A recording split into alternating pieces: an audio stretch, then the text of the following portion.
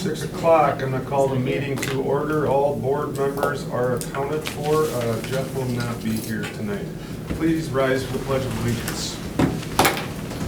I pledge allegiance to the flag of the United States of America and to the republic for which it stands, one nation, under God, indivisible, with liberty and justice for all.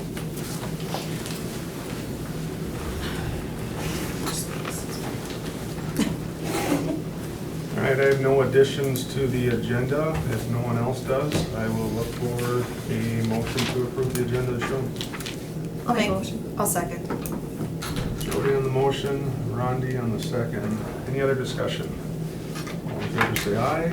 Aye. Oppose? Motion carries. All right, first up, we're gonna have a Minnesota State High School League resolution, and that will be presented by Reed.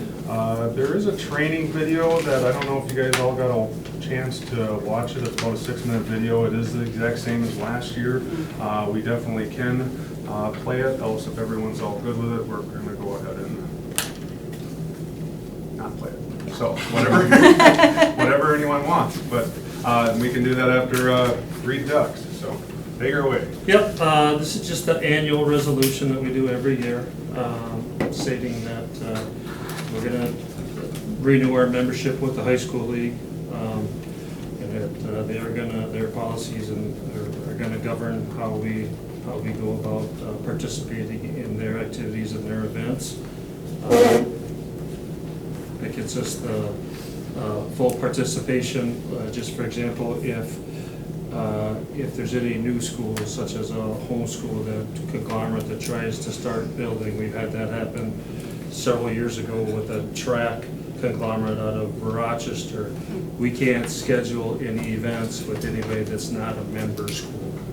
So really, it just becomes that annual resolution, and it's more of a formality than anything else. The video is something that just goes along with it, and they update it every, obviously not this year, but every 2 to 3 to 4 years.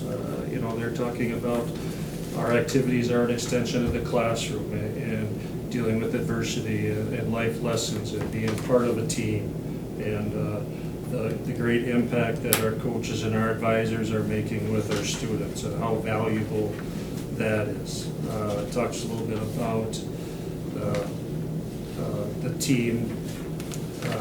Together we make a difference, expectations that are given up by students, you know, being respectful and positive, sportsmanship, inclusive, and this will be our second year as we kind of, as an HVL, we do our own HVL team up workshop in the early fall, and this will be the second year that we do that. So we have not gone to the cities for the Together We Make a Difference. There used to be one in Rochester, and then they took it away, where it was going to be St. Cloud or St. Paul were going to be the closest ones. So we, collectively as an HBL, started that last year. We invited a bunch of our kids and a bunch of our coaches, and we went to Cass, and this year we're going to go to Byron. So other than that, I can take any questions that anybody might have about the resolution or that video. I guess I just have one question, and I don't know if it necessarily is quite in this category, but just because you kind of covered the fact that we do have like the kids watch videos about all these different topics, and it kind of encompasses a lot of the sports aspect behind it, right? I know that there are some schools that are watching some additional, a little bit more information about, I don't know how to even phrase it exactly, but like safety with your coaches, basically, right? And like, and coaches and teammates, you know, making sure that it's like a safe environment for like a bullying situation, Yep. That type of stuff, that kind of a topic. I know that there's just, it's starting to grow a little bit more popularity, and I just wasn't sure what we covered personally. Well, this will be added for next month's agenda when we start talking about the coaches handbooks. We're going to make some additions to that, and then some extra requirements that video training that our coaches will view, whether that's either going to be provided on their coach's clipboard, or that's something that we're going to have to look at through NFHS Learn, which is National Federation for Yeah, High yeah. Schools, so we'll have a way of Yeah. taking a look at that as well. Mhm, yeah, yeah. Not necessarily to do with this, but I do have a question on the Minnesota, the high school league and the reclassification of bringing in, like the 7th and 8th graders, right, to varsity sports, or, yeah, 7th and 8th, right? Sixth. Ninth grade. Yeah, and within your circles, have you, because I felt like it kind of hurt us in a way with, when we went through the basketball situation, and within the, other schools experiencing that, because it felt like it wasn't a very good thing for Cannon Falls necessarily. I mean, it's good to have them covered, I'm not saying that, but I think it, I think the biggest hurdle that we have really discussed openly is, it's more for those programs that don't have your traditional 5 levels, where we have to not call it a junior high, we have to call it a C, which is traditionally your 9th grade team. And that's just to make it easy so that coaches have that ability to slide you back and forth, because if we don't, then you basically get the one move and then you're stuck, or you go back, you are for sure stuck for the rest. So that's the thing that we're frustrated a little bit with that, because if I have, let's just say, boys soccer, and I'm playing a C, and I'm calling my C, but it's mostly 7th and 8th, but I'm going to you, right, and your C is gonna be maybe some 7th and 8th, but maybe some lower level 9th, or even some lower level 10th, you know, that gets to be a little bit disheartening. Yeah. So that's where we just need to, the same has been true for years and years for under varsity with golf. That has been a huge problem. So I think as long as we can strengthen our communication, here's what I'm sending, what are you having? So Sure. that, you know, and some of those larger districts, you know, your Vibrant, your Stewartville, they're gonna have a 9A, a 9B, you know, a 10B, or whatever that looks like too. So that's really been, I would say, the biggest challenge or obstacle that we've had to deal with for that component. I would agree. And then you don't see anything changing there, right? I mean, within, okay. Thank you.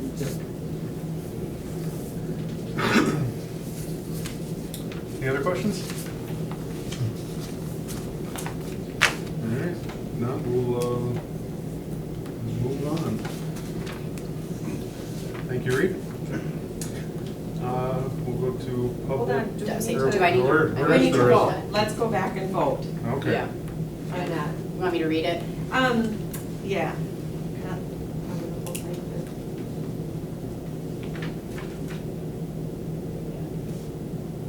You just want me to read the first The three maybe? resolve that the Yeah. governing board.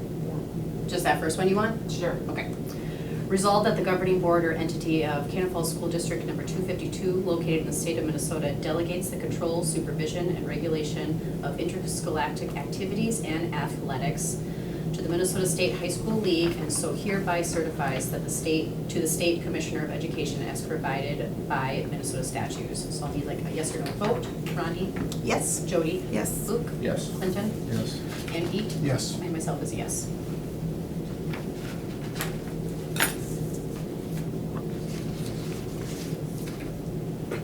All right. Move on to public input. Anyone want to speak to the board? All right. We will close the public. School board committee reports. Anyone have anything they'd like to add? I was at the GCED meeting. I think one of the highlights that they chatted about is that they have a project-based learning program there, which focuses a lot with the level 4 kiddos at that school, and getting them out of the building and getting them to really kind of stretch things out. So for example, they make these zines, which is like their little version of magazines.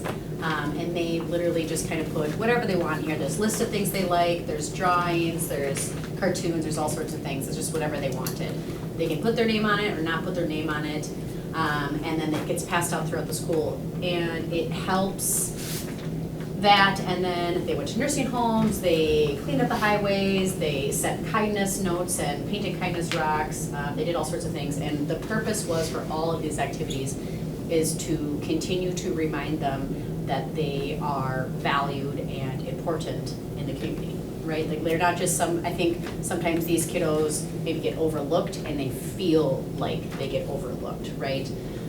And so reminding them that they are important in this committee or community, and they do big things, and they can move mountains if they tried and if they wanted, and just reminding them of that.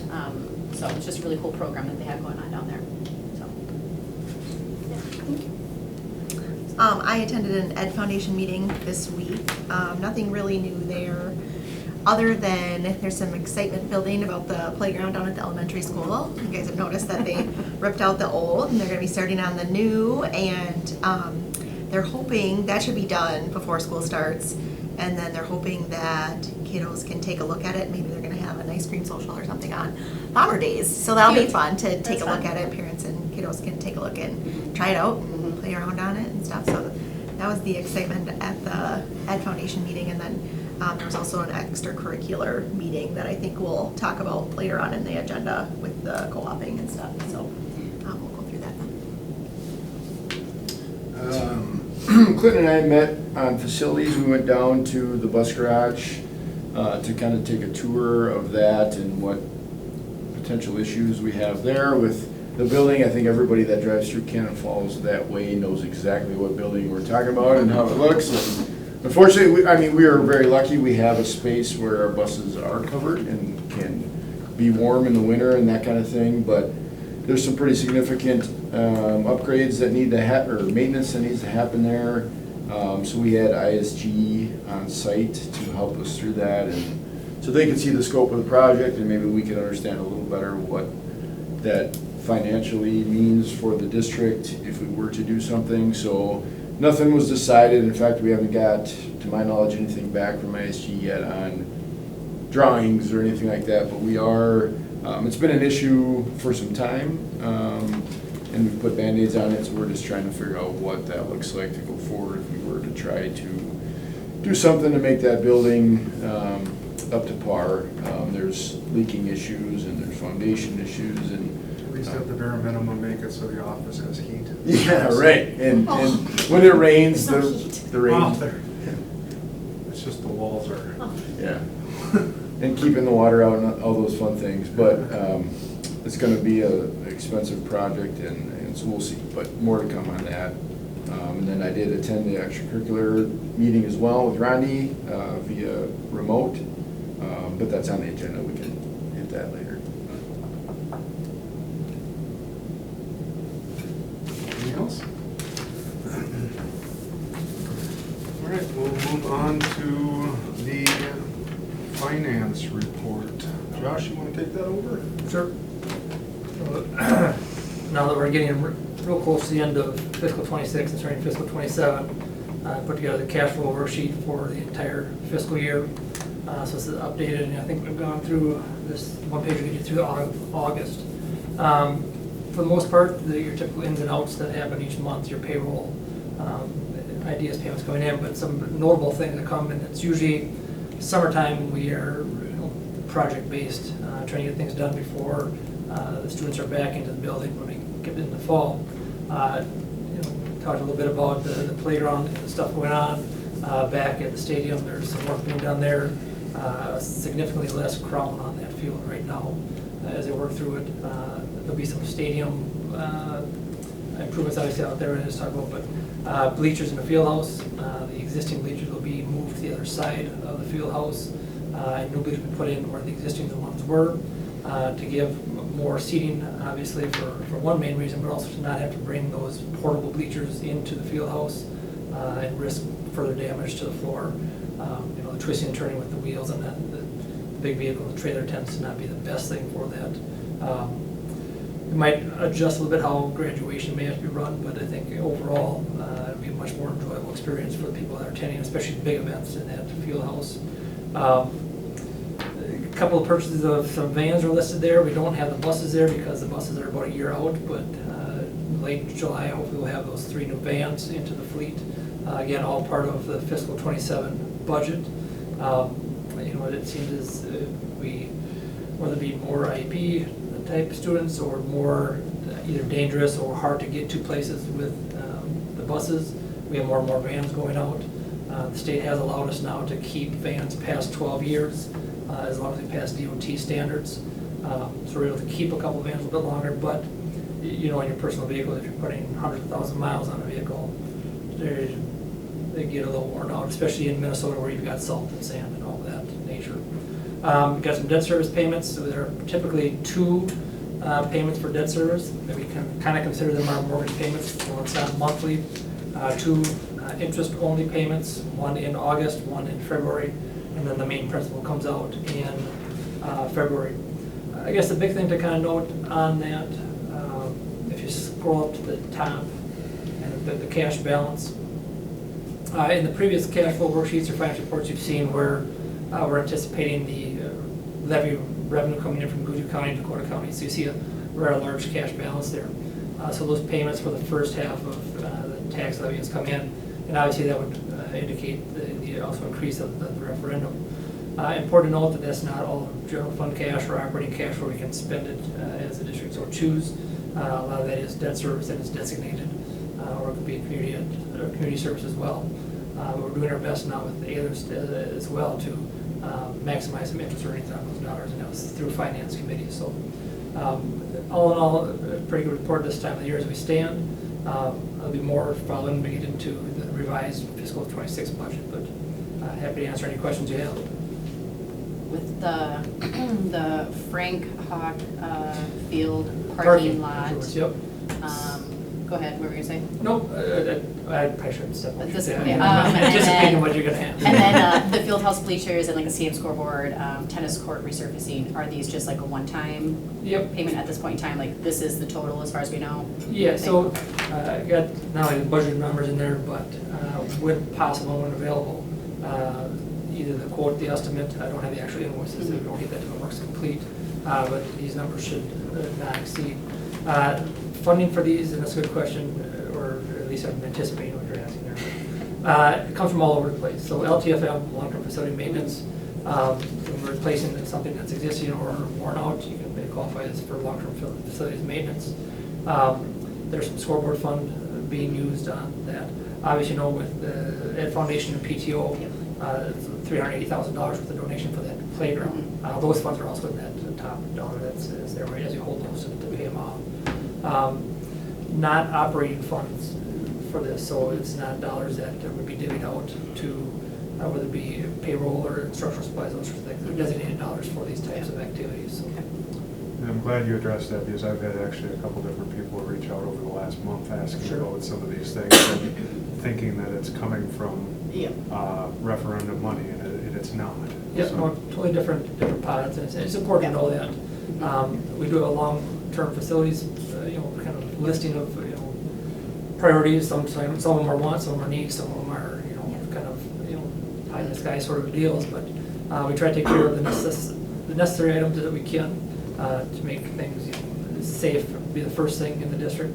But we're going to offer things that are good and give our students and staff good experiences too. We try to do that, which totally is the donation part of that playground. That's my daughter was a little upset because she thought that was the best playground to get ripped out. I said, but you wait till you see when it comes back. It's so much better than it was. So. Yeah, I wanted to touch on that too, that playground too is something, I've had a couple of questions on that, and that's not coming out. We were gifted that Correct. from that Correct. foundation, and then, so it's just been in and out too, so just make sure that people are aware of that.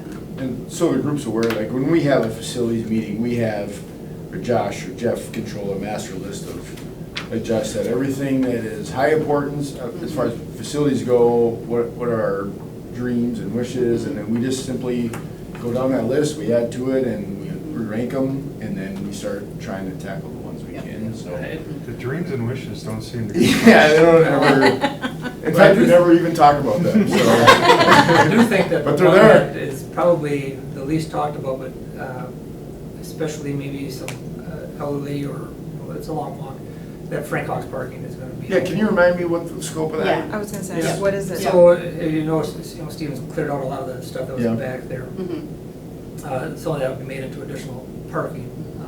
But also, this would be what right field line where the Frank Hawks is, some of that's gonna be taken away to add parking there as well. So it's not a ton of parking, but it certainly is gonna help people that have a hard time getting from way back in the field house to a state track meet for sure, so. It's also gonna be a hazard zone.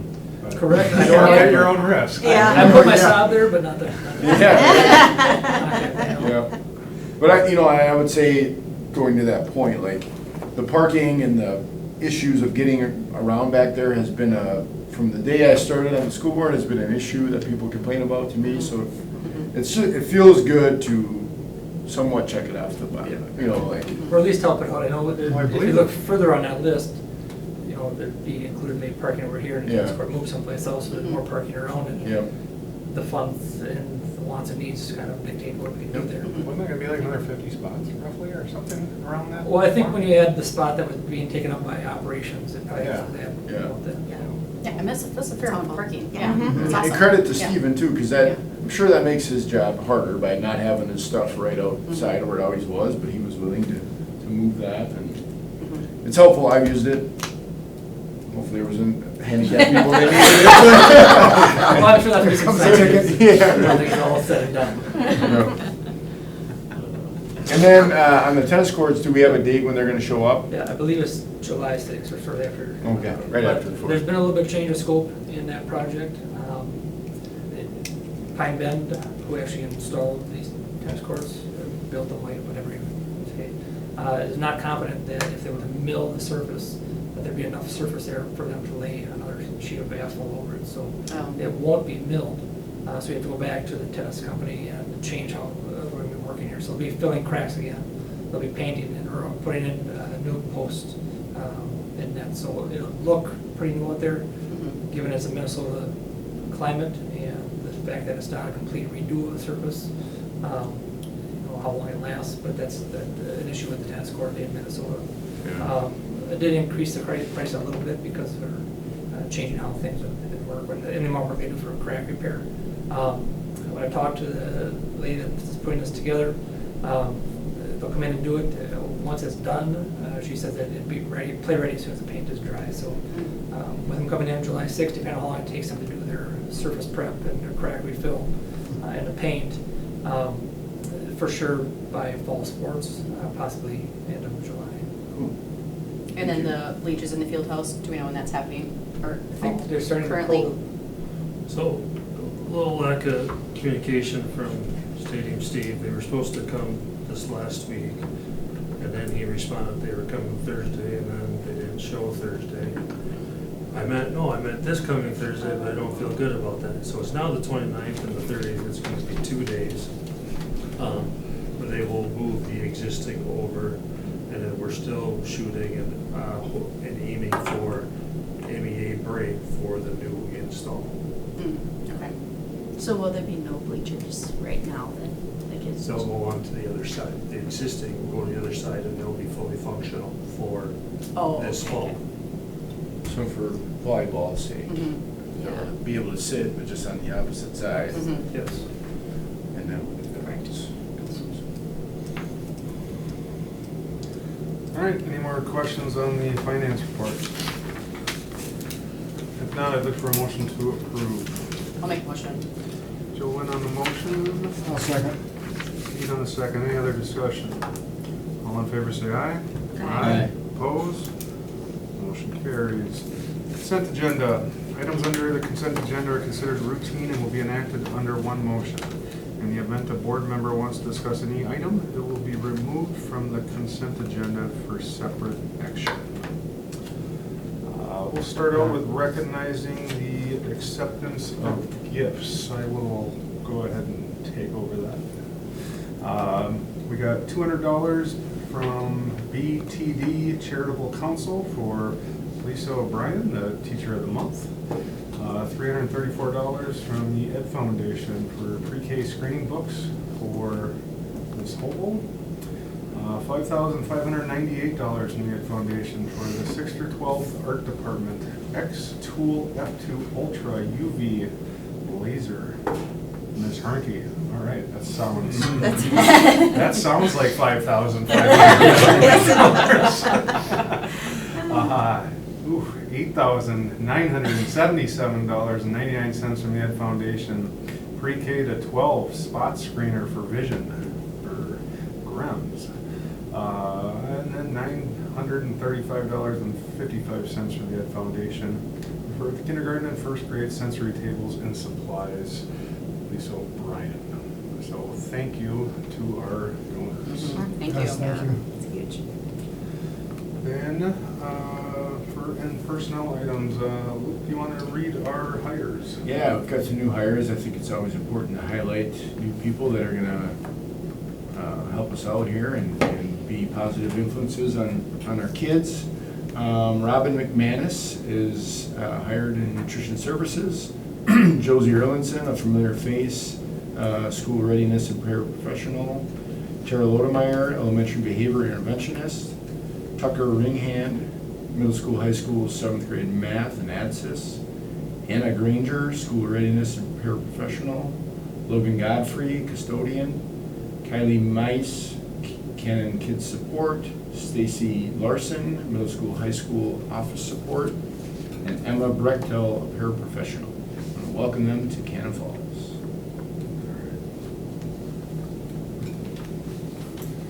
And also, we'll just say thank you to Kathy King on her retirement, and then also to Cassie from the office, and Lisa Zimmerman, and Elizabeth Boyle.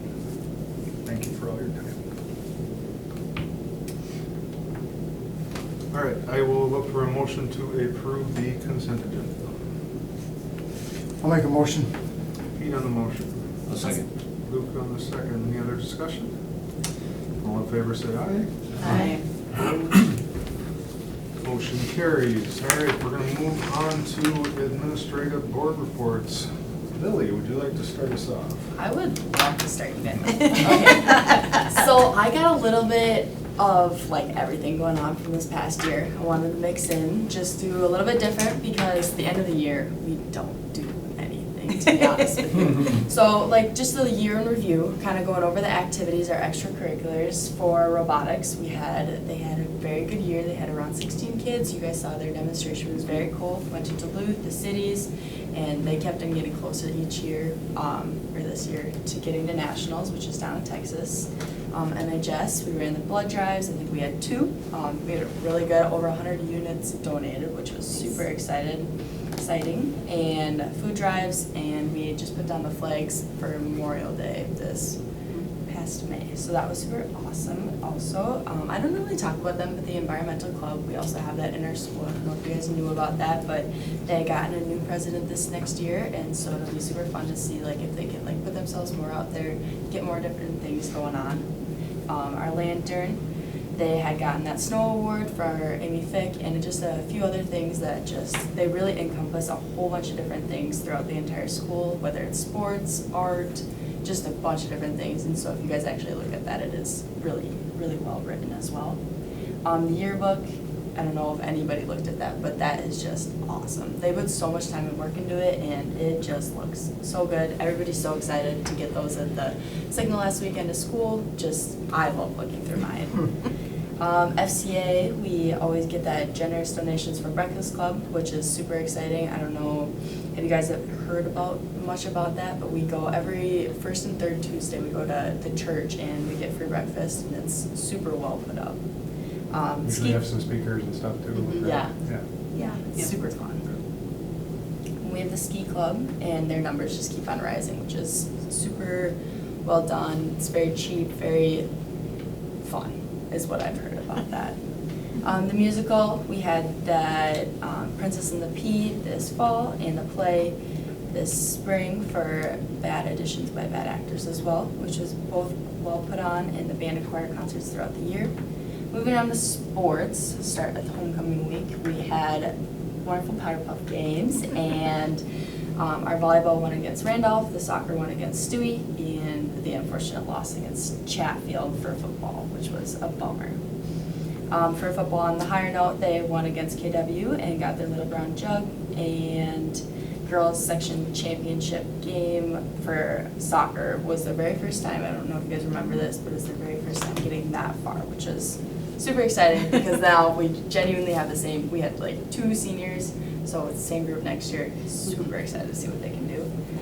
We had state girls for tennis, led in Sophia, which was super duper fun. And this basketball kind of moving into the winter sports. We had the girls co-op with Randolph, which was, I heard, just awesome. Like all the Randolph girls were super duper nice. I know a lot of them were nervous from Cannon going into it, but went so smooth, super awesome. Boys team was really good. They got 3rd seed overall in the AA section, which was super well for them. Playoffs and dance, unfortunately, did not do as well this year, which was, it happens. It just does. And wrestling ended up with some good seniors that ended up graduating. For still in the winter, weightlifting, we had 11 people who went to state, and just a bunch of different things going on in that weightlifting room. We got 3 seniors last year, and we'll have a lot this year, so it'll be very fun to see what they do. Track, we had 3 people go to state, and Liv Tennyson went for golf to state, so it was very fun, honestly, in the state perspective of this year for sports. Our softball team was another learning year, but our baseball team state bound, which was so much fun. And I think it's really fun, honestly, with the sports seasons to look at how they rise and lower from each season to season, and just kind of see each person's perspective on how the season went, and just a bunch of different things about it. Our trips, we had a group from Spanish 3 go to Spain, which was very fun, I can say. And we had the Puerto Rico trip, which I think is still going on. That's what I was just gonna ask. I honestly have no idea, but that was super cool that it is opened up to the school and just anybody who wanted to go, especially with Mr. Lightbulb, which would be so much fun. Academically, we had the end of the year was Mrs. Hoffman trying to get everybody's schedules all done, ready for the fall, and just kind of getting PSEO stuff worked in for the high school and thinking about different things. To kind of finish it all off, we kind of had a little bit of talk at the end of the year about starting early. I heard a lot of positive stuff, but like for the people that don't do sports, they're like, it just doesn't matter. So it's all good stuff going on in the school, and it was a really good year. It went fast for me, but it was good. Yeah, that's all I got for you guys. That's awesome. Very thorough, thank you. Synopsis. That was awesome. I like that. That was good. You didn't chat GPT on it. No. No, she called me. I was like, I don't know what to talk about. Well, good job. Do you know what the environmental group, like what they kind of consist of, like what they They- can do or want to do? They Any idea? honestly do a lot of like, they'll put posters around the school every once in a while. They do go around and they'll pick up, I know that MHS has 2 times that we go out and clean streets. But I know that they go out a few more times than that, and they'll go out to the forest a lot. They planted trees on Earth Day. I think Earth Day was honestly their big thing. I don't know for sure what they all did, but Do you know if they participate with river cleanup too, or no? Interesting. that's actually Yeah. a good point. I would Yeah. love to bring that up, but I don't know for sure. I what just they see it do. sometimes advertised, river cleanup day. Yeah, totally. Yeah, and it needs it. Yeah. It runs through my backyard, you guys. Valid, that's fair. Very Okay. true. All right, thank you, Lily. I don't think we have any other reports unless Reed, you got anything you want? Yeah, I can share a couple things. I'm gonna repeat some of the things that Lily talked about for spring, that's okay. Because they're very deserving of that. Very successful spring sports season. We're gonna lump speech into that, so speech going to state, some 3 track and field participants, 1 girls golf and the baseball team. So a very successful spring season, and congratulations to those state tournament participants. Tell you, it was a 3-week just grind of mileage that I submitted to Josh. I did over 2,200 miles to all of our postseason. A lot of that is because of Section 2 and, you know, where the state is housed and located. But, you know, just we were blessed for the most part with really great weather. But it was just great to see those kids participate and compete at that state level. So congratulations to them. Tentative, looking at, and real quickly switching to fall, tentative fall pack night that we're looking at gonna be Wednesday, July 29th at 6 o'clock. I just need to confirm that with Stephen Facilities, make sure that, you know, they're not waxing the atrium floor or anything that time, and make sure that that's gonna work for fall head coaches. So we'll get that, I'll have an update for that next month before we launch that out. We're working on Bound to get that ready to go for our registration and scheduling and facilities piece. Tammy and I have moved to the elementary, so if you're looking for us, that's where we're at. I don't have a fob update yet as far as when we're, specifically the field house group, when that's gonna look like. Just waiting to hear. We kicked around a date of July 15th, but A, we need to make sure that we learn a date when Aaron is gonna update that reader, and B, how we're going to issue that process, especially with the changeover in the offices and what that looks like. So we'll hopefully have something to be sent out and solidified here next month. So if we need to push that out and delay that till August 1, we'll do that. Or 15. We'll just wait to see what Aaron's timeline looks like, and then we'll make that work, and we'll advertise that out.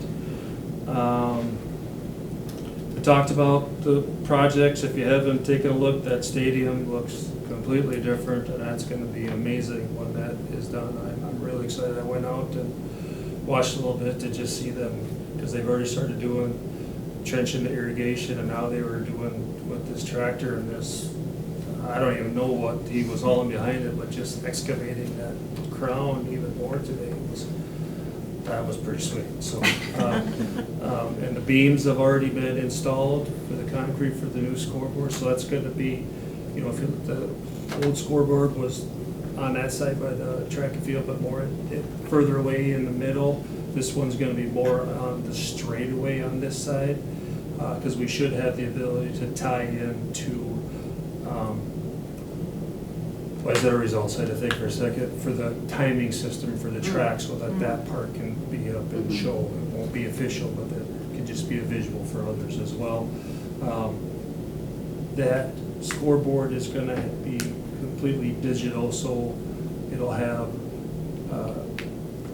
when it's the soccer games that are be playing out there, it's not going to be under first down and whatever to go third quarter, whatever. It'll be specific for soccer, specific for football, and specific for track and field, like you can go lane heat, etc. So looking forward to that.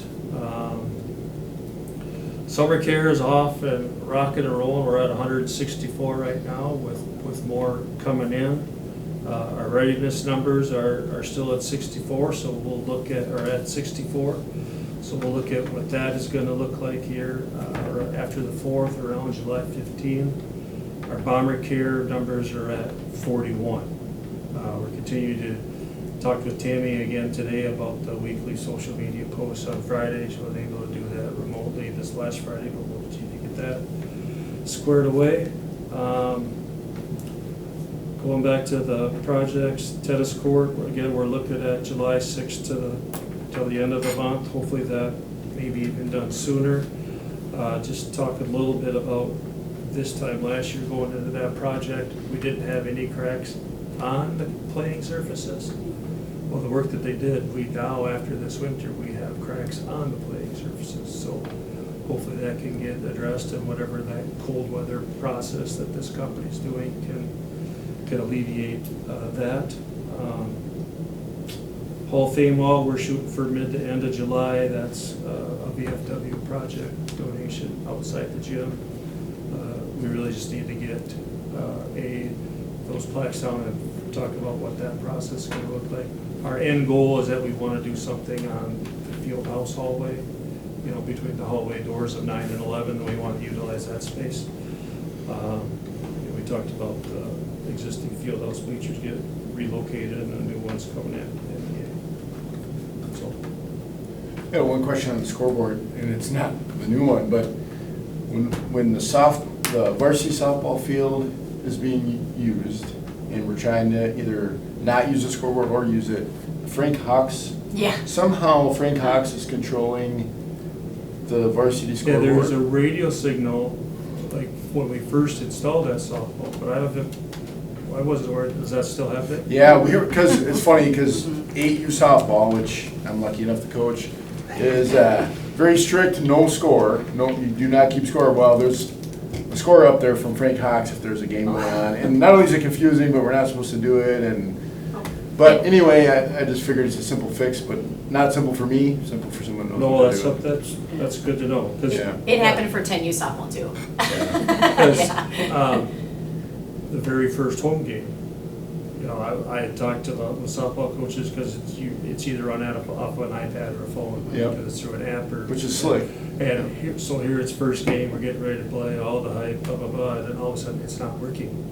And I look over, and they call me over from Frank Hawks, that their scoreboard's not working. And so now I'm over at Frank Hawks, and whatever they're punching in there is showing up on the softball scoreboard. So thankfully, the president for Maine Electronics takes my phone calls, and we were able to try to quickly get something rectified. But we'll have that, I'll add that to the list. We'll have them when they come down after the 4th for installation.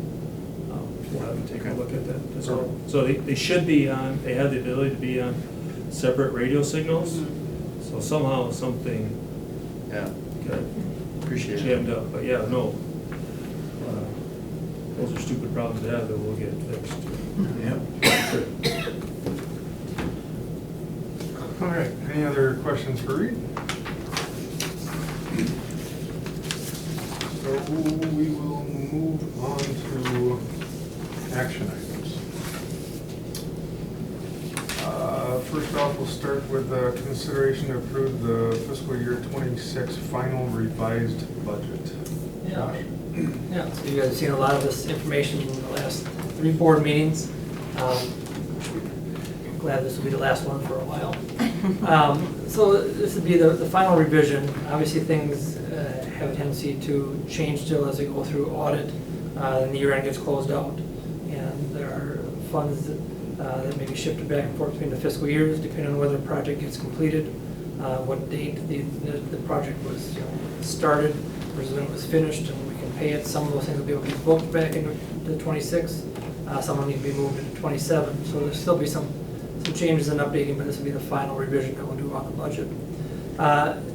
From the last revision, there's not a ton of change. In the general fund, we are doing even a little bit better. I think it was 111,000 to the good. Last revision, now we're at about 135.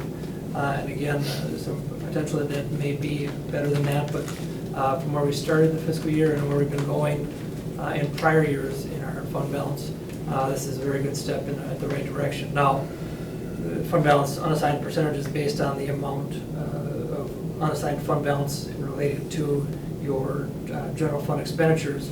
So $100,000 doesn't make a big movement, but it does move it in the right direction.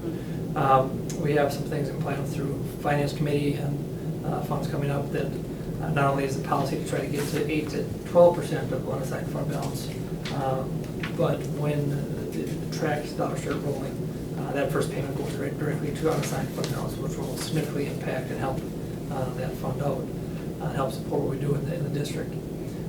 Which, in all, when we get to it, everyone would like to avoid cuts and reductions if possible. And when you have a healthy fund balance, you're able to absorb some of those highs and lows a little bit better. When it's sitting at 3.5%, you're really making decisions on a check-by-check basis, so to speak. So this is a movement in the right direction. Not a whole lot of big changes in that. What we're just trying to do is tie out maybe some big variances in whether it be utilities, where they come from, general supplies. Oftentimes there'll be staff that have used all their supplies or a little bit extra, some that haven't used all theirs, so it's kind of just balancing that out so that when we show auditors our books, there's not large variances between account codes or funds. Food service, that is all negative balance in terms of expenditures over revenues. There's a positive fund balance coming into the fiscal year for food service, so that stays positive. It was part of buying some equipment this fiscal year. That's the reason why it's nice to have a little bit of fund balance in that fund when things do happen, and either whether it be breakdown or to better serve the students and staff. We're able to do those sorts of things. So the negative balance is there, but it's not as concerning as the fund balance in total for food service stays positive. Community ed, this is another good year for community ed. This is now At the end of last fiscal year, we were able to get to a positive fund balance in community ed. While you're allowed by statute to have a negative balance in community ed, at some point, it's gonna be written off, and the general fund is what has to eat that. So to be able to get that fund to go positive and now showing they're gonna add to it this year is a very good thing for that fund.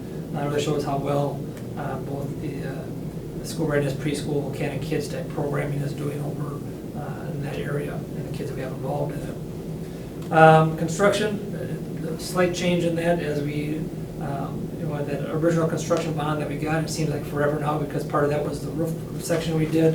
And then last year, which should have been the tennis resurface. We're gonna wrap that up finally, hopefully, the summer. To close out that fund construction. But the variance in there was from the change. We thought we'd have all this stuff wrapped up prior to coming into this fiscal year, so when you compare it to the initial budget, there's a large variance. But those are all funds that we have available. What you'll see is once all the construction fund dollars are done, that fund balance will be zero and will remain that way until we're fortunate enough to have something where we're doing another project that is large in scale to the building. But that'll stay zero for a while. Debt service is really set up to the needs of the bond payments that we have. So we're fortunate in our county that taxes are collected pretty well. The levy is set at 105%, assuming there'll be some delinquent taxes are not received. So to see a little bit negative there is fine. We've got enough fund balance to cover the payments. And what the county does when we have an excess of debt is they take that back to help reduce the burden to the taxpayers. It doesn't go back as a rebate to taxpayers, it just lowers the taxable amount for that levy year. Trust and agency had typically been scholarship accounts, but in the last couple of years it's really changed with kind of the emphasis on the scoreboards and the advertising, the Gemini large donation, but also you see the big increase in both the revenues and expenditures on this one is with the receiving of the donation from Ed Foundation and PTO. I've added that into trust agency, so if there would be payments that need to go out this year, it's fine because we'll roll over to fiscal 27, we still have the availability to access those funds. If for some good reason the project were to come underneath that, $380 of those dollars stay there and can be used for other things. From the initial quotes, we're going to probably be right at that 380 or a touch over. But it looks like everything is progressing real well over there. The last fund is really a suggestion by our auditors to put in student activity. Student activity is under board control now. It has been for the last several years, but we never have shown a budget for it. And we usually get hit, it is a minor ding, but whenever I can avoid something like that, I'd like to, about a large variance in the student activity account budget to actual. So by putting in the fund balances for all the student activities, listing them as the expense of the revenue, it should help alleviate having that. It's just a minor ding, but that large variance from actual to budget.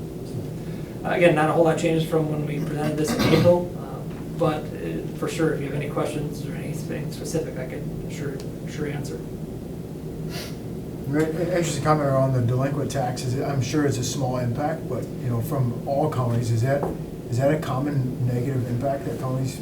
Yeah, face when that happens? I guess like I said, we're fortunate here in Goodhue County that taxes are collected pretty well. I would need to probably talk to some of my colleagues to see if in different areas of the state, I imagine there are places, I would say for sure, maybe way up north if they are done collecting. Sure. I'm sure in maybe shrinking counties, or it'd be more difficult. So they usually do set the levy all the way across the state at 105%, expecting that there's probably going to be some portion that just doesn't get collected.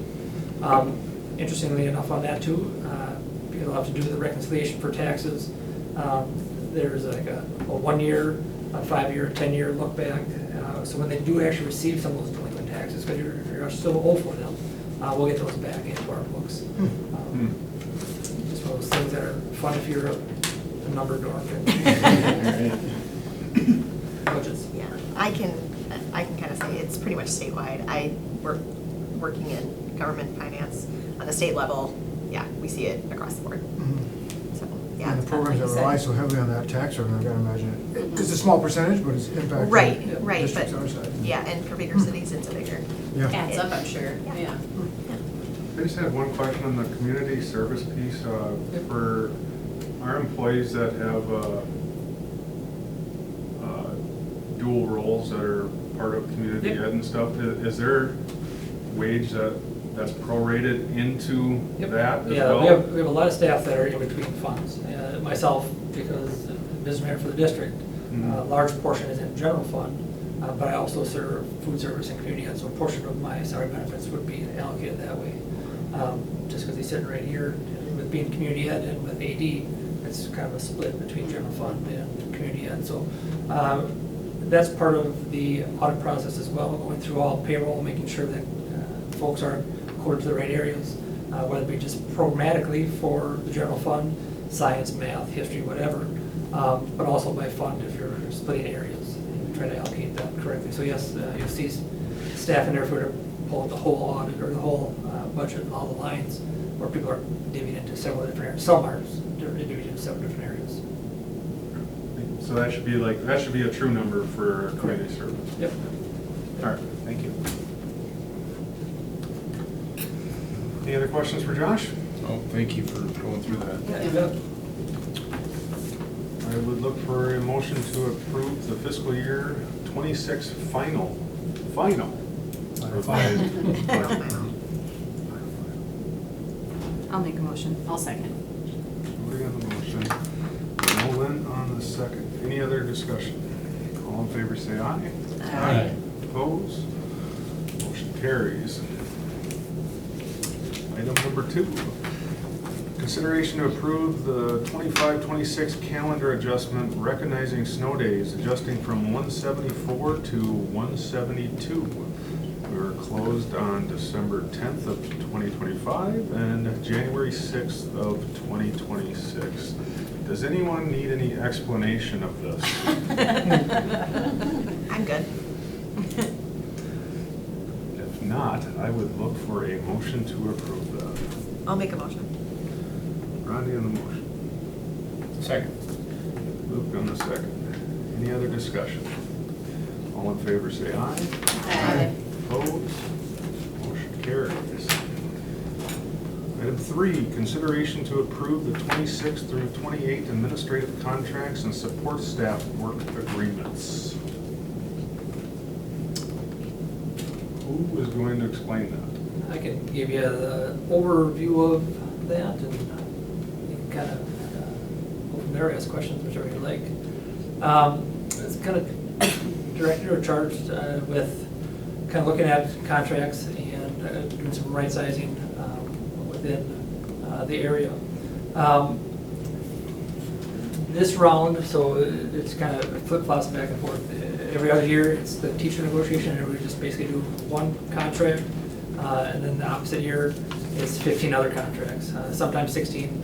Superintendent's contract is a 3-year contract, so that will hit and miss. So it's either 15 or 16 contracts that we're going through. The goal was to try to get as many of these contracts into a competitive realm with area school districts and area schools. Not so much to set the bar, but to at least get ourselves up to average where possible in the HVL. In order to start the process, it started quite a while ago, but we really can't put any work into the work agreements until the FY27 budget is built, so we can see what we have to work with. As you know, when we showed the preliminary budget for FY27, it showed that we projected about a $300,000 surplus or to the good to help build our unassigned fund balance. That budget included everything that we were able to put into these agreements. So if you were to approve these tonight, it is already built within the fiscal 27 budget. So that part has been taken care of. In terms of, I think maybe you're used to seeing teacher themselves for whatever the first year, second year percentage for each one, that everything else follows it in order to kind of right size or make these contracts more competitive with area in the same positions. The percentages are all over the place. Some are at that same percentage as teachers settled for. Some could be significantly higher depending on whether it be the duties, the length of experience, or just how it kind of stacked up against some of the area contracts. One thing to kind of, especially for reporters that have been around for a while, and for those that haven't, it's kind of a history part of it. with the fund balance being as low as it has been for our district for so long, a lot of times that really impact how we're able to negotiate and what we can offer. Because first and foremost, the job in the finance area is to make sure that we're solvent and can get through each fiscal year. We really can't offer what we don't have. So oftentimes contracts are settled for maybe less, certainly than inflation, but less than maybe what they could have been. And the gap just kind of grows and grows and grows over the years as that happens. Sometimes the state, in terms of their increase on the formula, the revenue formula, it's all student driven. When they only put 1 or 2% onto the formula, it's really hard when you're at 3.5% fund balance to offer more than that amount. So contracts can kind of tend to get out of line sometimes. So this is kind of our effort to try to make things right-sized with keeping that overall goal of pushing our finances towards that 12 or 8 to 12% unassigned. So it doesn't get all these contracts exactly all the way to that, but again, we're trying not to set the bar on anything, but at least trying to get folks to an average in the area. And really the overall reasoning for that and why we were directed to do that is we want to make sure that we retain and attract quality people. We want to have the best employees that we can have in the district for our students. We want to make sure we can be competitive and keep those people around. So that was kind of the emphasis or the forethought that went into these work agreements. And certainly answer questions, or if you have questions or further information needed, I can try to help out.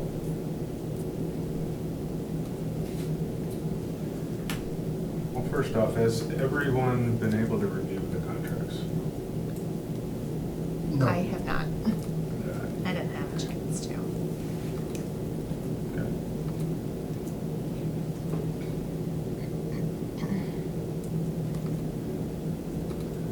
So I think if they haven't been given to you, and you haven't had time to review them, you probably certainly can't vote on them. I would agree to that. I also think having comparative information, I think, is helpful too. I know I kind of talked with Josh about having like, okay, well, what are some of the schools in our area paying for these types of roles? And that is helpful, no different than, you know, what we do with teachers and stuff like that. And I think it's helpful to see comparative numbers and. Just kind of on that point a little bit, you know, earlier we were talking about putting something together that has it. The survey information that we have is superintendent survey that is locked in that group, so I have limited access to it, and it's kind of all over the place. So to try to summarize that for you real quickly today, I didn't quite get that accomplished. Fair, I do which is have right, some yeah. information that gives you maybe, you know, a high, a low, and average, and then where each of the contracts kind of ended, if you want to take a look at that. I don't know that it's necessarily a 5-minute look through, but if you want to have further information than that, it would take a little time for me to put that together for you. Yeah, I think it'd be helpful to see, understanding the context you provided us and via email, just around the process, right? To say, we are looking to make sure we are right sizing for competitive pay, but also, you know, quick search that I was doing, anticipating to see the contracts, right? You can see Northfield, Hastings, Pine Islands, those are readily available. Sure. And I think that helping us understand so we can answer those questions for the community to say, this is, yes, those districts could be bigger, could be smaller, but ultimately this is our benchmarking exercise that we do, would help us, at least me, be able to go through that. So when we are able to review the contracts, we can say, okay, is this percentage on average? And should that be immediately this year? Or can we do this for next year, knowing, right, we have teachers negotiation next year as well. So making sure that, I think would be helpful to see and understand that process a little bit, and see the numbers that we're comparative to, and then two, what are the percentage? I understand that what you say, there's 15 or 16 contracts baked into this. Yep. And, right, you raise a very good point, that through these last many years, many people in our district office wear multiple hats. Now, understanding that, I think would help us to say, okay, this individual is carrying on maybe 2 FTE. And when do we hit the threshold to say, we are exceeding our current FTE by 3? Do we need to bring on one more? I don't always think throwing resources at a problem is the right way to solve it, but if we get to that point, to see that, that should be a discussion because it'll alleviate the burden and the resources off of, make everyone in the offices there. Give us the opportunity to have a pretty healthy review what's going on, or where the proposals were coming from. Yeah, and you're not wrong, we obviously do want to attract, you know, the right kind of crowd, you know, to be in our building and be around our kiddos and everything like that, and it's important too, and to keep that in mind as well. I think for me, because I had reached out to Jeff on trying to get some of the input that Pete spoke to, and he just kind of explained to me that this has been how we've done it for some time, and I've been part of those, right? But I think that what opened my eyes was during the teacher negotiation that I was a part of this past go-round. It was well laid out, I thought. As being on that committee with Clinton and the team, like, we talked about it, we met on it, we went through those contracts, and when it was done, I was able to answer questions in the community of, what did they settle on? Or I was able to tell you guys, like, here's what the percentage is, I can tell you exact what the cost of the district was, and I think that was really well done. And with this, I can't answer a lot of those questions that I'm kind of getting from the community, and I think part of it is we did pass a referendum, there's tract money coming into the district, and we know it's all separate, but the community doesn't necessarily know that, so they're wondering, you know, where is it being spent? You know, is it on people? Is it on football fields? I think that would really alleviate some of this if we had that information, because I can't answer those questions right now, and it's I have full trust in what the group did, and that's not it. It's more so, how do I communicate that back to the public, because ultimately that's why I'm in this position, and I want to do a good job of that and ask those questions. I personally think this is a perfect thing that should roll through the finance committee. You know, I think we have one finance committee meeting a year. I think certainly we could have two, you know, to at least go through some of this stuff to say, all right, well, here's the cost of the district, and, you know, it's just more eyeballs on it, I think would be helpful for me, just going forward, you know.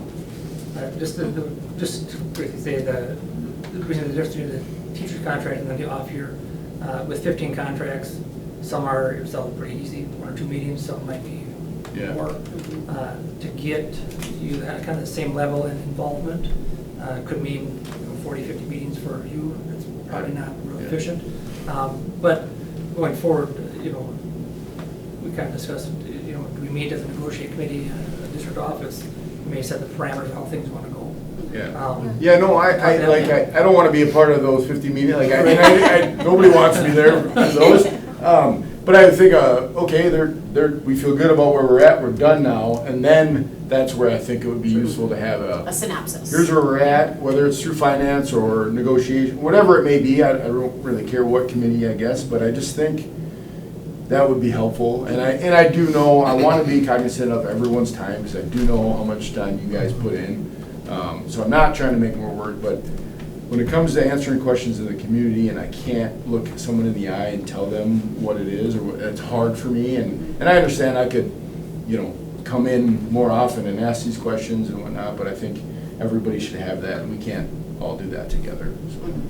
I'd say 2 meetings would be reasonable. One at the beginning to set up a plan of what we're looking at doing, and then 2 when everything's all said and done. Now we have something to work off that can be presented to the group. And I don't think that that's not unreasonable whatsoever. I think the process that just played out in front of us over the last few days or whatever else, I think it was a lack of transparency. I don't think we have much information to even work on. I'm frankly quite disappointed that our board is being asked, half of our board is being asked to vote on something they don't even have information on. So I'm kind of disappointed. Yeah, especially, a lot of us are pretty new. This is a first, and so I felt like I would just like to understand the process, I guess, and just, and then we would know, you know, going forward, okay, yep, that's right, this is the process for these contracts or whatever. And then, we can be transparent to the community when they come to us or email us and say, what was this for? I noticed this on the agenda, you know, how did it go? What did this mean?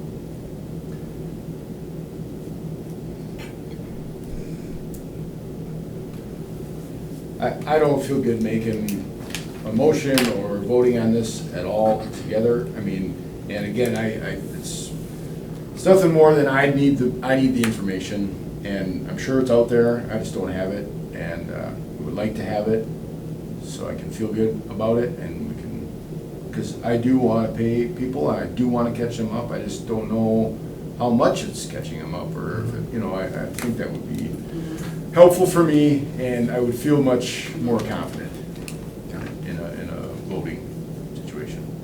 And seeing the plan laid out, like we did this recently with Aaron from WeTech, right? He laid out the plan year over year, here's what my percentage is. Now, he's one individual, so a lot easier to put those numbers together, but it was very helpful to see those percentages, right, are reflective of what are other co-ops or other districts doing. I mean, from a percentage-wise, you can apply the numbers to most, jobs that are applicable in those fields. So that was helpful to see, hey, over the next 3 years, 4 years, this is what the payment fee with their salaries will be. So I would like to see that as well, but also, hey, if we did it in one lump sum or 1 year versus, hey, we broke it out over 2 years to potentially, right, I gotta imagine we're gonna be covering up some ground here for however many years. Is it the best practice to do it in one-time payment or to spread that out over 2 years? What does that look like too? Is it, I don't know from a numbers perspective if. Depending on the value. Yeah, and in percentage-wise, does it work better that way to say, hey, I also want to avoid, hey, we do get in a year, and then we go into teacher negotiations next year, and are we back to zero and asking for more money because we overspent, right? And not saying that, you do a phenomenal job pulling that up, but there's a lot of things that come out of left field that we can't always plan. But Josh did say that this is already built into the budget for next year. So it's more of just seeing what the process is, how it's laid out. And I mean, these are, all these contracts are 2-year contracts, so they are going to, it's not, there's an increase on the second year, so it's not like it's all in the first year.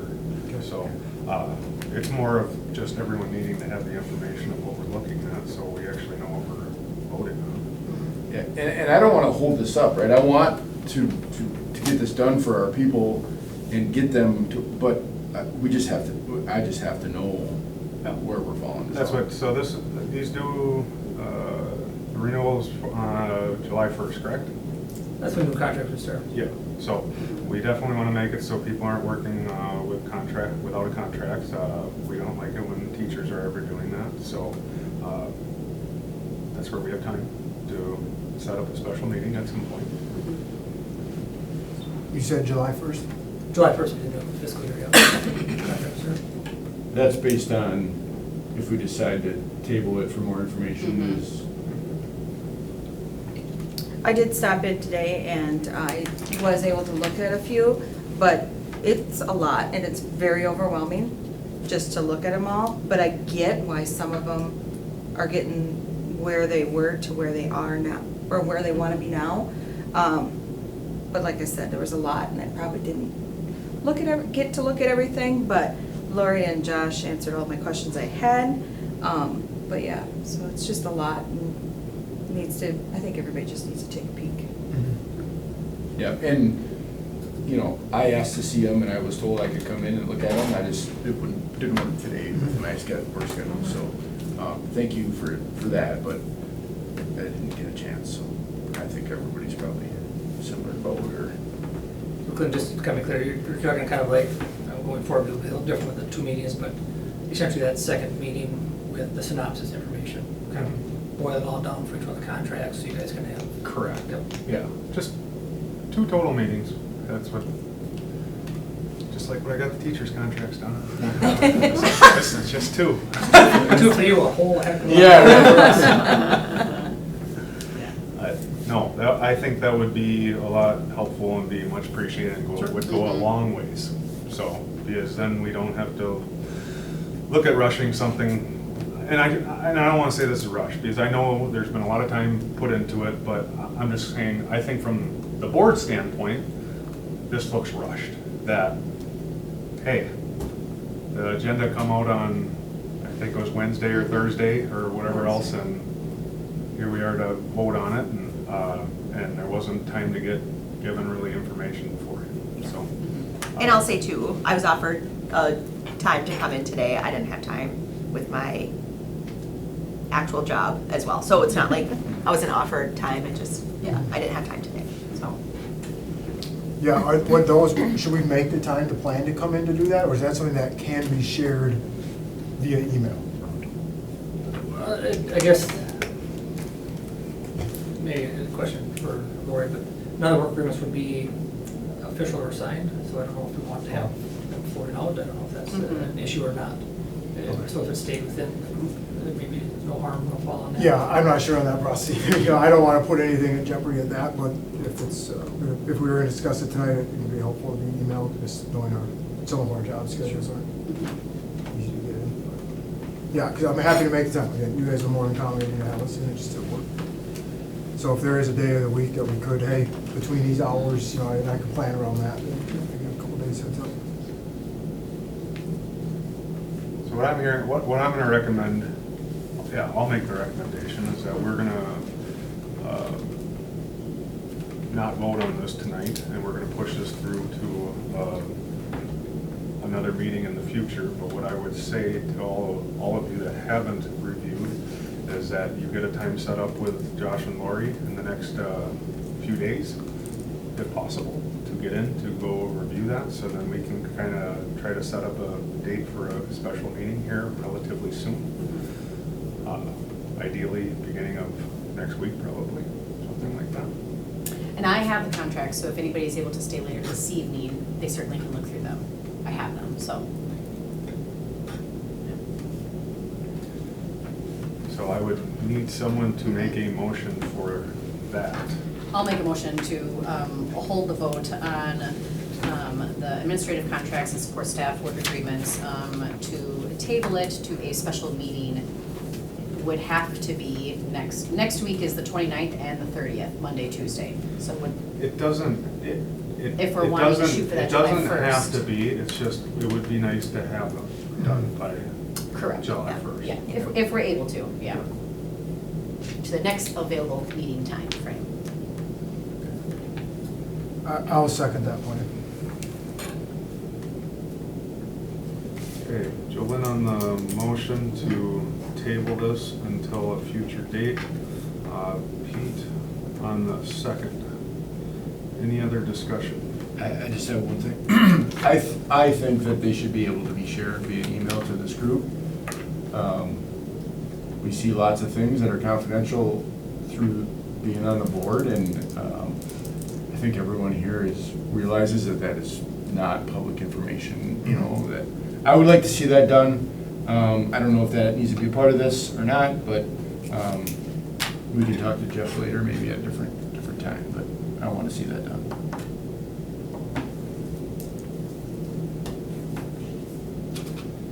All right. All in favor, say aye. Aye. Opposed? Motion carries. Item number 4, consideration to approve the fiscal year 27 property, work comp, and cyber insurance renewal. I can speak to this, and actually, this might actually be beneficial to have a second item on your special meeting. Oh, God. So the renewal for property has been a little bit delayed, and we should have it tomorrow or Wednesday. Same with the cyber, we do have the work comp quote back.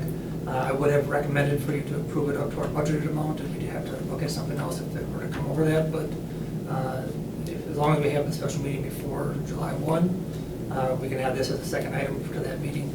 The only issue we run into is if that special meeting is after July 1, we did need to have the board approve a rider for the next month to cover us, as this policy would end, or the current policy would end on June 30th. Technically, July 1st at midnight. Do you expect any major changes from that? I mean, It's hard to say with property. Yeah. The last increase was probably significant. Part of the reason were some claims, or the hail claim. Part of it is making sure that we have the correct values on our buildings, and we'd added that area with the CT space. And we want to make sure that we're, as the building appraises each year like property does, we want to make sure that we're covered in case of rebuild if something catastrophic were to happen. So that all impacts some of these rates. When I talked to Jerry today, Geiken had Freeburg Insurance. She hasn't seen the wild increases like have been in the past, especially in smaller commercial and residential. Our work comp did come in better, but it has no bearing at all on property. That's really a matter of claims and work injuries. So hard to say for sure. I do have a little bit built into it as an increase. I usually don't divulge that until the quote's been in, but Do you know when they'll have a quote? they're expecting it to come either tomorrow or Wednesday. Oh, okay. Yeah. Does the It's pro- working on their mission to send there. It's a pretty long process for it, but Mhm. just didn't quite get to it. I know, I just know sometimes it could be Yeah, no, a day or two before too. Yeah, no, Jerry expects it Okay. tomorrow or Wednesday. Yeah. Does property include the work being done on the football as well, or does that need to be completed first before? In terms of it added to the value, that work would need to be completed first. It'd be Okay. some, I guess, seen as something that's in process. Mm. The improvements there, for certain, we want to cover the scoreboard, that's brand Mhm. new. I don't know what they're going to consider, other than, I mean, the irrigation would be new. The sod is just replacing the existing, that's how we cover LTFM on that, it's Okay. the existing cover. Well, then, first off, let's, is Monday or Tuesday available? Can everyone Anyone next say they week? can make it by July 1st? Whether that is an evening or a morning, we can kind of do it whenever. Well, it somewhat depends on what we see for, what we get for information, if people are able to go in and see the information, right? I guess they got those full week, but. Yeah, I think it's helpful sometimes to stay on a Monday, because for the most part, a lot of us kind of block off these Mondays during this time frame anyways, but. If we stayed on a Monday, I'm okay in the evening, not in the morning. Mhm. I agree. Say that. If everyone has their Monday. Say that again, Monday is good for what? Evening, the 29th.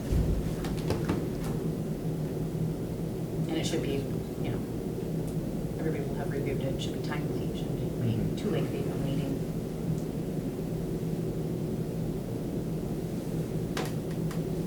Anybody not available Monday evening on the 29th? Tuesday would be much better for me, but I'm one person, so. I could also do Tuesday. I could do Tuesday. Yeah. And I could do morning or evening, if that's better for people. Well, that runs right to the 30th, doesn't it? Mm-hmm.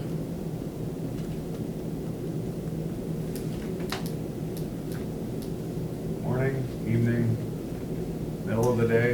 Pete, Yeah. in terms of that, the contract would need to be settled, I mean, it technically is July 1st, but that first payroll is not until July 15th. Okay. So why you don't want to have people working under a contract in the Yeah. first part of July? There is a We'll little bit of affect breathing payroll room. until the 15th. Okay. That's good.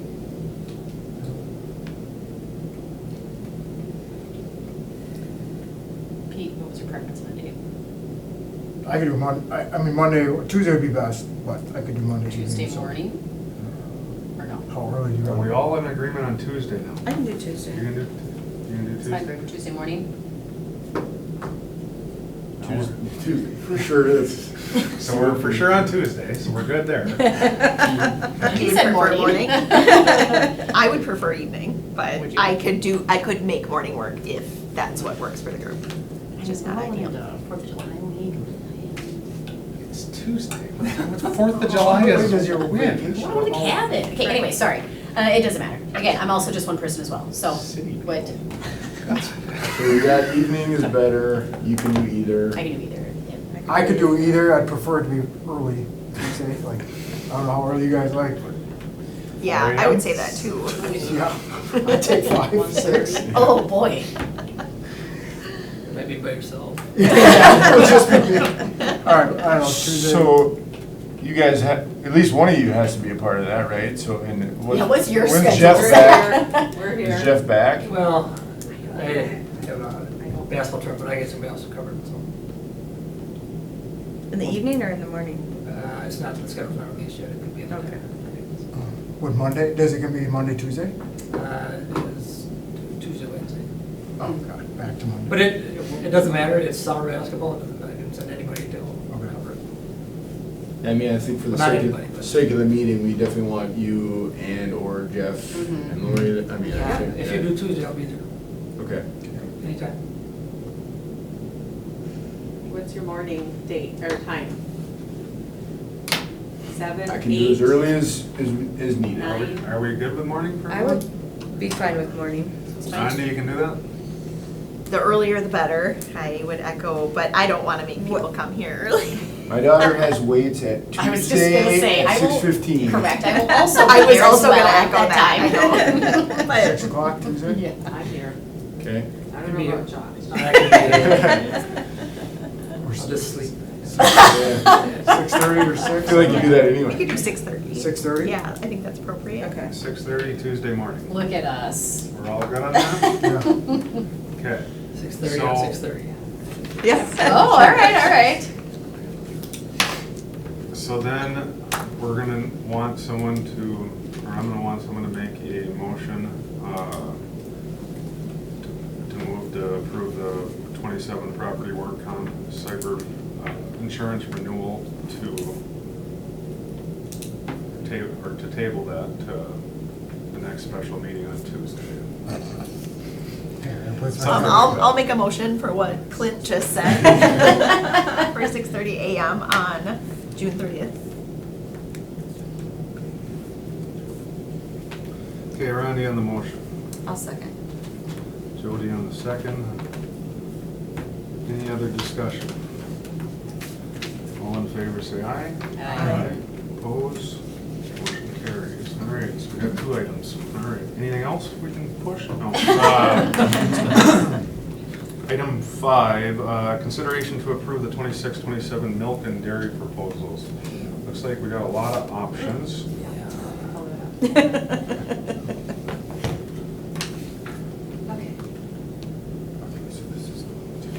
Kind of like in recent years, one bid, Prairie Farms, our current vendor, they can supply the 5-gallon bags as well as when we do have the half pints.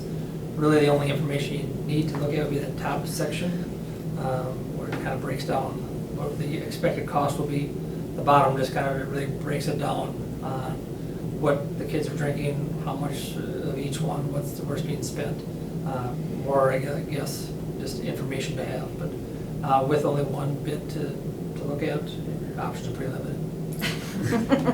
Any colors, all is black. We're not gonna be buying black market milk. Right?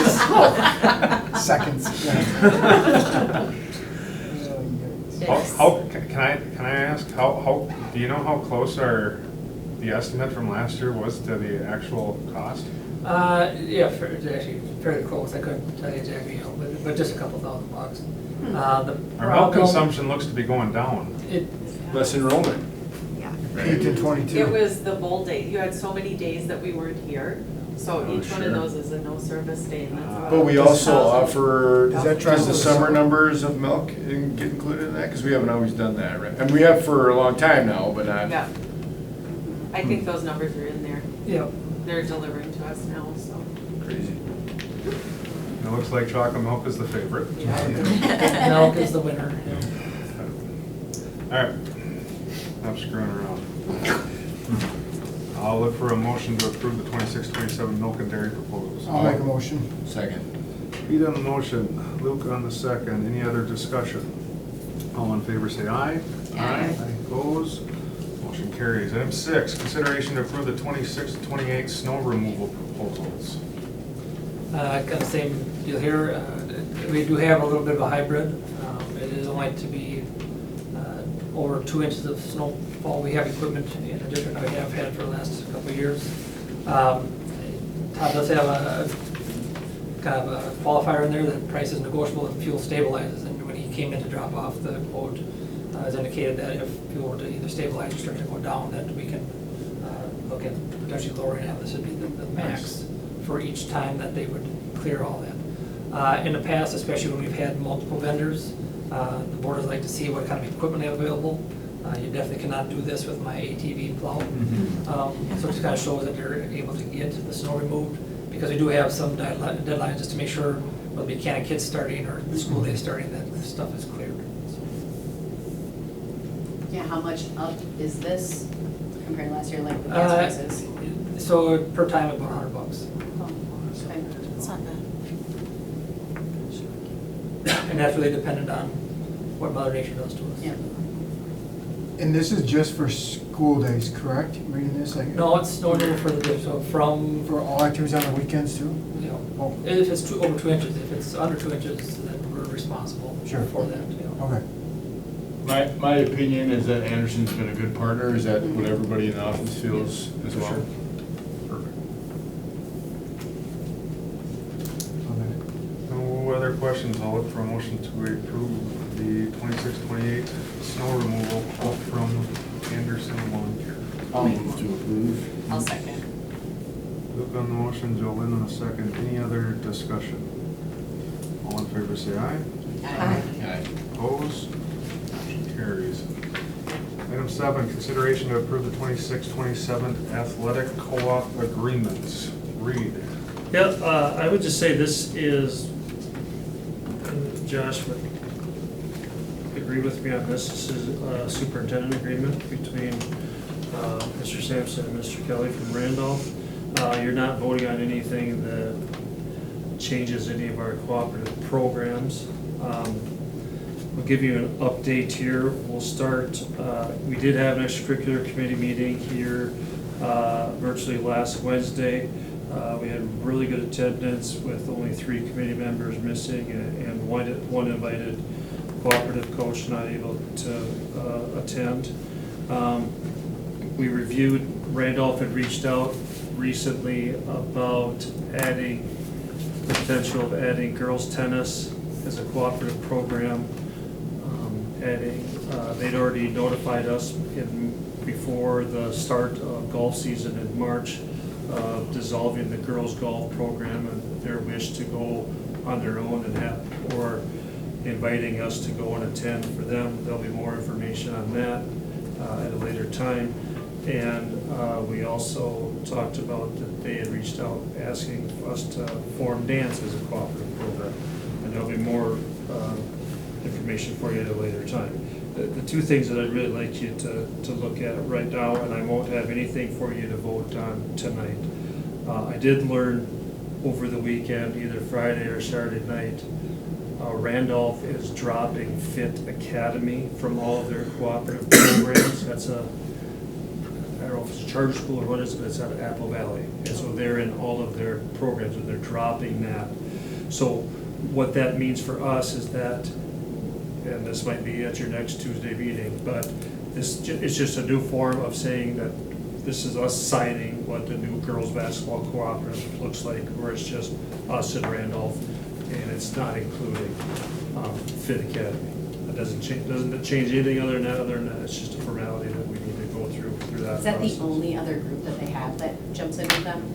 That was just, there was just the one group that they have? For girls basketball. Oh, And for, there's other agreements that cooperatives that we're with Northfield for Okay, alpine okay, skiing, okay, gymnastics, okay. they're part of that, Red Wings is part of that, all that, but that's not what we're talking about. And that doesn't affect their Yeah. MSHSL numbers, enrollment numbers? No, I doubt it, because it depends on whatever that number is at Fit Academy, it would count as half, would go towards that. Right, I just didn't know if that affected Randolph's number, like even if it's half, or we don't know, it doesn't. Because there would be, for that, they would be the whole school, and it would be half of our number to go with that, so they wouldn't change it.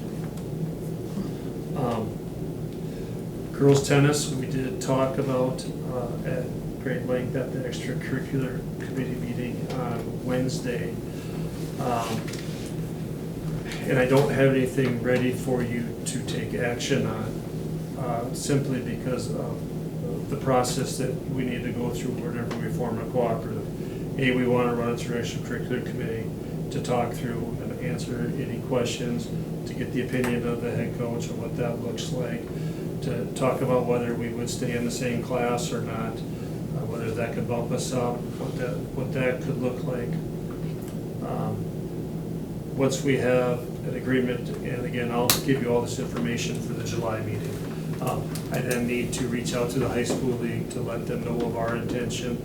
We need to have this done and processed 30 days before the first day of practice, which is August 17th. Typically, traditionally, as long as we communicate well in advance, we get a little grace period with that. I still haven't heard back from them, so that's why for sure we won't have that ready for you at Tuesday's meeting. The next step of the process is that I have to reach out to every Region 1A AD meeting for their support and approval to us Pharma cooperative program as well. I have that is squared away, we're taking care of there. So right now, we're just waiting on that high school league before I can come and present. Here's a recommendation from the extracurricular committee. Here's what our numbers is gonna look like. It won't impact our classification for girls tennis because we are also, we have Red Wing, which is much larger than our combined cooperative number, and Wasika that is larger than our combined cooperative number above us that are in section 1, class 8 for girls tennis. So that should not impact us. We feel really good that that number would stay below, I think it's close to 100 participants that would keep going. But again, I will give you all that information at the next meeting when we're ready for that. So, but I would just say this, what you're voting on for this is just the superintendent's and business manager's agreement. We're putting on these cooperatives that are on this page. The ones that are always already going forward, the boys and girls soccer, Yep. the boys and girls wrestling, and girls basketball. Correct. Okay. Just those 5. All right. Any other questions on that? If not, I'd look for a motion to approve the 26-27 athletic co-op agreements as they sit right now. I'll make a motion. Jody on the motion. Second. Rondi on the second. Any other discussion? I guess I'll just say thank you to Randolph for being a valued partner with us to give these kids the opportunities. Yep. All in favor, say aye. Yeah, Opposed? Motion carries. Item number 8, consideration to approve the 26-27 John Birch Park agreement with the city of Cannon Falls. And if I remember correctly, if you want to add to this, read, this is going to be an agreement that has been the same as the last couple of years, or Correct. maybe even longer than that. Yeah. I'm not aware of any changes. Again, the $7,500 annual fee. At the end of the fall season, we'll get an email from the city asking how many nights we turn the lights on for games, and that gets charged $75 per night. And we get invoiced for that, and then it's just half the cost for any light repairs or bulb replacements. So, those are the 3 big things. So, City of Cannon Falls has always been a good partner with us on the use of John Birch Park. If there's no questions, I'd look for a motion to approve. I'll make a motion. Jolynn on the motion, Second. Luke on the second. Any other discussion? All in favor say aye. Aye. Opposed? Motion carries. This will be similar to the last one where there really hasn't been any changes in quite a long time. And that's item number 9, consideration to approve the 26-27 tennis court agreement with the city of Cannon Falls. My understanding, no changes were made to this contract. Again, the city, we would charge like the city a quarter of the actual cost of any field light and bulb replacements. And then, obviously, with the work that's being done, they are a part of that as well as a 25% partner. of that, so we have to build them back. And how do we, just curious, do you just let them know, like, hey, we gotta make these repairs? Yeah, kind of the same way with John Birch Park. I believe I've heard that there'll be some light bulb replacement. Mhm. This year we'll have a bill coming at some point, so just build back our portion of that, so. I mean. So if they we gotta live by replace that. something, do we just try to be like, well, we're gonna replace these? Well, we should, we just gotta pay 75% of it. Yeah, But, you know, we have a great, like you said, we have a great relationship, but you gotta Yeah. spend 2 months down there, so. It works well. All right, any other questions on that? Else I'd look for a motion to approve. I'll make a motion. Pete on the motion, I'll second. Rondi on the second. Any other discussion? All in favor say aye. Aye. Opposed? Motion carries. Number 10, consideration to approve the 26-27 Cannon Valley Senior Center agreement. Is this identical as last year? Or was there any changes? There I don't believe there were any changes at this time. I know that there has been. There's been discussion on a few different items. That we need to take care of some things on our end before we can allow that, so. Oh, just for discussion, I went to the community planning meeting with the city as a school representative, and I was approached by one of the members of the senior center about this, and they were just a little bitter yet about their $1,000 a month fee that we had to put in place, and I explained to them that, we charge, because they had free. Correct. We charge our youngest students and our people to be in that building when they're using it, and what's fair, is it, do they get it free, or do we let the kids free, and we charge the senior? I just walked them through that process and where we were and where we are as far as rental agreements and whatnot, and we've looked at them a lot with Reed and whatnot, and it smoothed it over a little bit. I think things are going well now, but I believe when we did a mock-up, I think of what their rental fee would be if we actually itemized all out. I think this is about 25%. Yeah. yeah, right. Something in that Yeah. part, Yeah. so. Yeah, and I just explained to her to pass along the word that they are important to us. We do care that we want them there. It's just where things are and how rental agreements have to shake out, so. And it's unfortunate, because if the referendum would have passed a year earlier, then we wouldn't be here probably even talking about this, but unfortunately that did not happen, so. All right, any other questions on that or discussion? Else I would look for a motion to approve the 26-27 Cannon Valley Senior Center agreement. I'll make motion. Jolene on the motion, I'll second. Jody on the second. Any other discussion? All in favor say aye. Aye. Opposed? Motion carries. Consideration to approve the resolution establishing dates for filing affidavits of candidacy and notice of filing dates for the election of July 14th through the July 28th of 2026. Who wants to speak on that? I will, that's just Okay. the timeframe that you guys can all sign up, the three of you, and any other candidates. Our office is generally open 7 to 3 is what we're going to post. And a lot of times we're not here on Fridays. I'll have affidavits available, so. Lori, it says right here it's going to close at 5 o'clock on July 28th. Well, on that day it will, because we have to by statute Okay. stay open. And then you have 2 days technically to withdraw, but you won't have to worry about any of those things. I might be that guy that comes at 4:59. Yeah, Well, the 28th We'll is be a here. Tuesday. not a we'll be Friday. here, remember your $2. Lori, can you remind us what positions those are? Whose these are? Yes, raise your hand. It's Clinton, Luke, and Jody. Remember your $2. $2 bill. I'm trying to save any money I can. Get it from the kids getting the foul ball. Yeah. We're shelled out for I them. should have been chasing the ball. And those are all 4-year positions this coming up. This right? go around, it is all 4-year positions, yeah, 3, 4 years. So we'll be on the ballot in the fall with the city. We're not doing this as a standalone.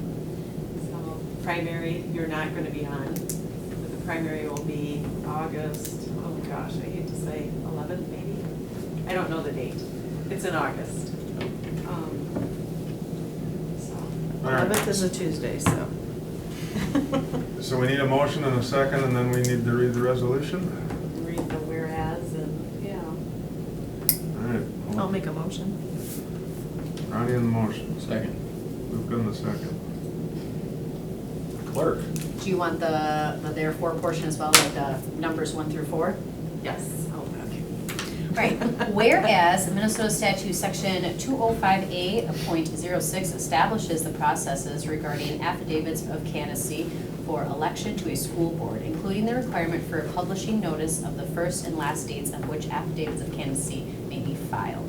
Therefore, be it resolved by the School Board of Independent School District Number 252, Cannon Falls Area Schools, State of Minnesota, as follows.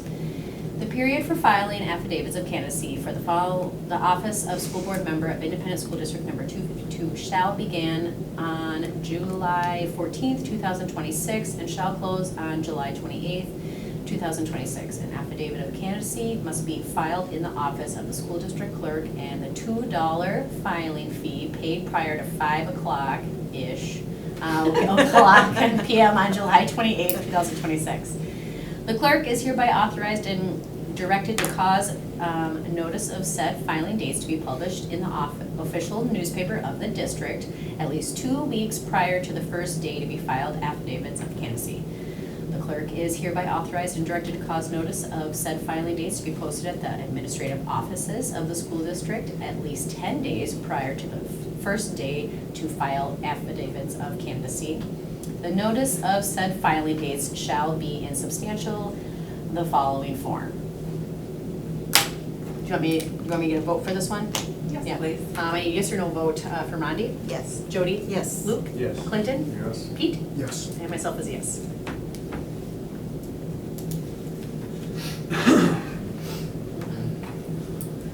It's exciting.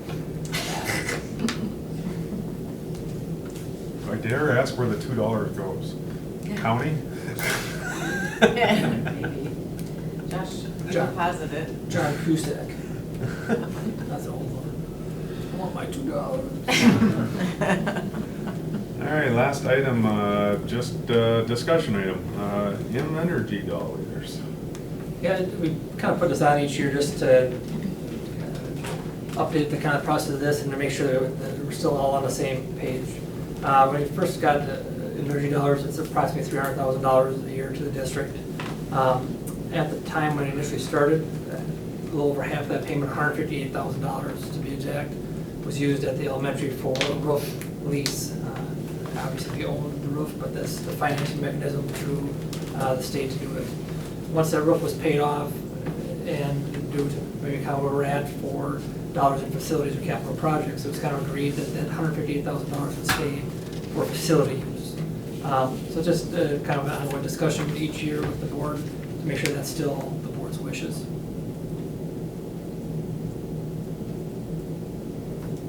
I think it's been working out great for many years.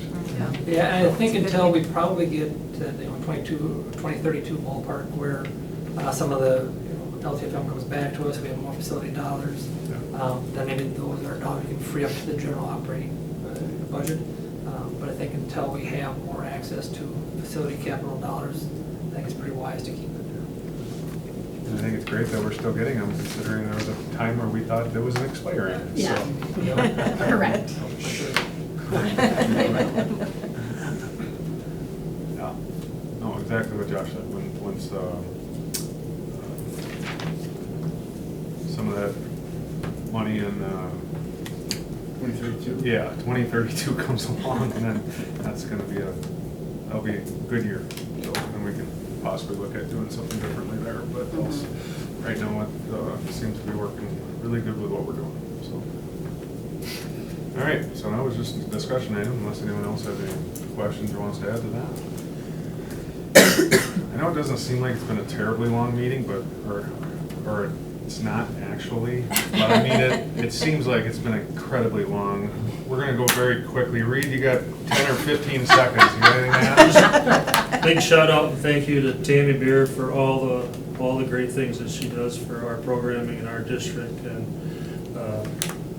helping us. We're moving down there and putting our offices together at 206 and getting summer care ready and training our staff, and then flips over to a bound training video and starts talking about how we want to do registration and just, there's some squirrel moments inside there that we joke about, but she's just awesome with everything that she does for us. So just wanted to recognize her and thank her for all that she does. Absolutely. Yeah, thank you for Yeah. saying that. Thank you. Seriously. Josh? Well, I think after 3 months in a row of budgets, I think I'm thankful to not be looking at budgets for a while. Yeah. The audit season, but that's fine. I'll say I enjoy it, but it's good. It works out. So thank you for that part. Lori? I have stacks of new hires, so it's been really fun meeting all these new people that are gonna be coming in, going over our policies and handbooks and that kind of thing. That sounds terrible. To some people, probably. Stacks of people who are retiring and moving on, and so transitioning them into that retirement phase. So I get to visit with a lot of people every day. Shout out to food service, we have 2 interns from Mankato State who I have to be their preceptor for the year, and I get to be, I don't have to be, I get to be. And they are running our summer food program this year. Cool. So it is the greatest experience. One of the professors is gonna come over in the next couple weeks. In fact, it's gonna be a Tuesday, so I bet it's next Tuesday. As I'm just saying this, but Yeah. nonetheless, she's gonna come and watch and see what we're doing, because this is super unique for their Can we diet. have breakfast after? Oh. Yeah. But You're it's already unique eating for before. it's unique for a dietitian program, for them to be able to have that type Oh. of an experience, so they're loving it. Cool, cool. Yeah, Awesome. that's all I got. Lily, anything you want to share? I'm just very happy it rained. I really needed it. Pete? No, I just echo the summer food program. My kids have gone a couple of times just and they get to see their friends. It's a great program for the community. It's fun to see us be able to offer that. So many thanks for continuing to lobby for that. That's a huge advocacy. And then fun seeing all the projects going on. I know it's a lot of work for everyone here, but it's exciting. And love seeing all the kids at the schools throughout the summer. Jolette? My kids are just really loving all the community ed stuff that they can sign up for, and God knows they sign up for absolutely every single thing that they can. I think they can't sign up themselves. I It, think that well, when they it's- strong arm me into it, you know, but there's so many options for them. And for a community our size to have that many kind of endless options is super cool and impressive, so something to be proud of. Perfect, thank you. I'll say we haven't had a meeting since graduation. Shout out to Steve and his crew putting on a hell of a graduation ceremony. Beautiful and great work, and then also recognizing him for all the different projects we got going on here. That's I know summer for the maintenance program, that's not a time off, so. So shout out to him and his crew, so. I would just say for those that watch these videos, it's summer, our kids are out and about, just be careful as you're driving around, they're driving scooters like madmen all over the place, and just keep an eye out for them. Sandlot Baseball is on Fridays for all kids, I think that's really cool, they can just show up and be kids, and also a lot of those workers are baseball players and whatnot that they look up to, and I think that's a pretty cool thing that we offer. Great, Jody. I'm just loving the fact that even though baseball is technically done, the amount of baseball kids and softball kids that show up at John Birch for the Bears games is amazing. Yeah. And you see them playing in the field, or they're shagging balls, or they're trying to get close to the dugout to just listen in and. Randy? I'll just echo what Reed said. We haven't met since spring sports wrapped up, and we had a phenomenal spring sports season for all sports. So that was fun to be a part of, for sure. Yeah, both team and individual. Yeah, for sure. Awesome. All right, well, thank you, everyone. Here, it looks like we got the next board meeting, we'll be here next Tuesday at 6:30 for a special meeting, and then after that, it'll be, next regular meeting is on the 27th at 6 o'clock, right back here in the boardroom. You can see a few different items that will be on that, but other than that, I will look for a motion to adjourn. Just one thing, I assume, Laura, you will post. I will. Okay. Yep, you'll be getting it in the morning. Awesome. I don't think I'll do it tonight. I'll make a motion to adjourn. Pete on the motion, Luke on the second. Any other discussion? All in favor say aye. Aye. Opposed? Thank you.